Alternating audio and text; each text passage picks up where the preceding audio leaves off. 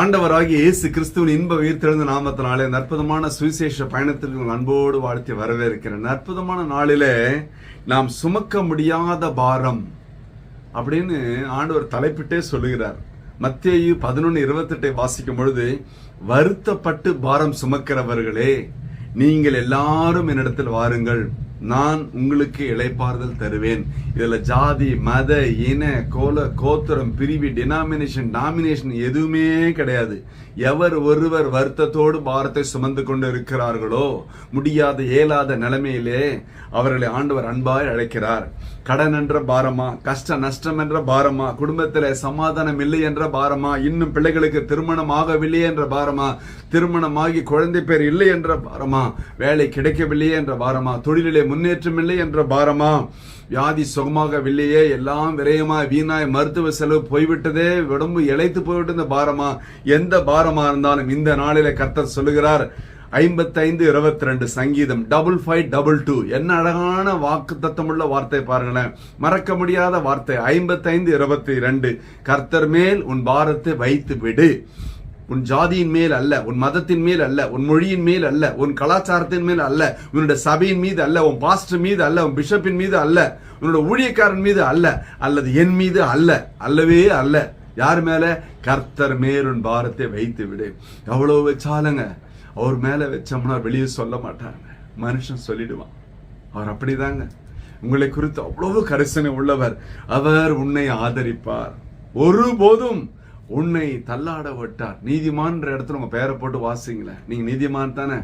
அம்மாவையும் மாமியாரும் ஒரே மாதிரி தானே நடத்துறீங்க, அப்பாவையும் மாமனாரையும் ஒரே மாதிரி தானே நடத்துறீங்க. யோசித்து பாருங்க, உங்க மகளையும் மருமகளையும் எப்படி நடத்துறீங்க, உங்க மகனையும் மருமகனையும் எப்படி நடத்துறீங்க?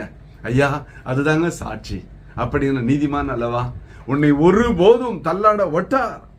நீங்க கவலையே பட வேணாம் வாழ்க்கையில. ஏனென்றால் உங்களை ஆதரிக்க அவர் உண்டு. ஒரு அற்புதமான வாக்குத்தத்தம் உள்ள திருவசனம் ஒன்று சொல்லுகிறது. 1 கொரிந்தியர் 10:13 வாசிக்கும் பொழுது, மனுஷருக்கு நேரிடுகிற சோதனையே அல்லாமல் வேறே சோதனை உங்களுக்கு நேரிடவில்லை. தேவன் உண்மை உள்ளவராய் இருக்கிறார். உங்கள் திராணிக்கு மேலாக நீங்கள் சோதிக்கப்படுவதற்கு அவர் இடம் கொடாமல், சோதனையை தாங்கத்தக்கதாக சோதனையோடு கூட அதற்கு தப்பிக்கொள்ளும்படியான போக்கையும் உண்டாக்குவார். ஹல்லேலூயா. உங்க திராணிக்கு மிஞ்சி, உங்களுடைய எல்லா விதமான பலத்துக்கு மிஞ்சி உங்களுக்கு சோதனை வராது. தைரியமா இருங்க. ஹல்லேலூயா.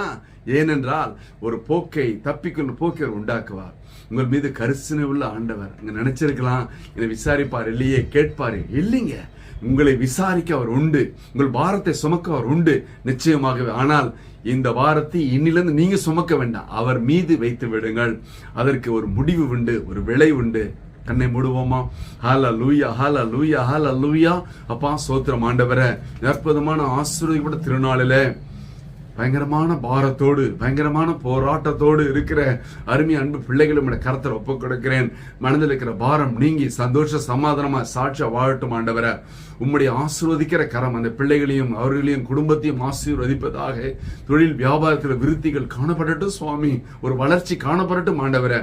இயேசு கிறிஸ்துவின் உயிர்த்தெழுந்த வல்லமையான நாமத்தினாலே என் தேவனதை செய்யும்படியா எம்முடைய திருப்பாதங்களிலே தாழ்மையாய் ஒப்புக் கொடுத்து ஜெபத்து ஜெயம் எடுக்கிறோம் ஜீவனுள்ள நல்ல பிதாவே. ஆமேன், ஆமேன். கர்த்தர் உங்களை ஆசீர்வதிப்பாராக. Praise the Lord.